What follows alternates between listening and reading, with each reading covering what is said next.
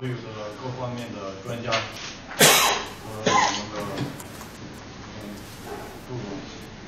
对杰普斯支持和大力帮助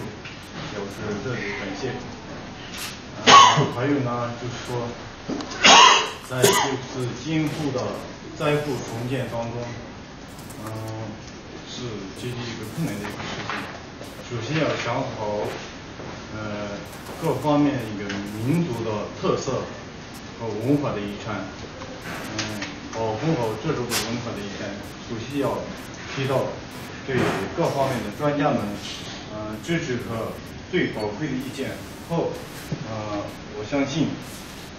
在不久的将来，杰普镇也好，杰普斯也好，在各方面的民族的文化也好，会建立美好的未来，美好的一个非物质的，可以说是独一无二的一种文化的遗产。我相信有大家的帮助和支持下，在今后的灾后重建方面，我想请大家多加提醒我们的一些宝贵和意见和建议，谢谢大家。好，上面呢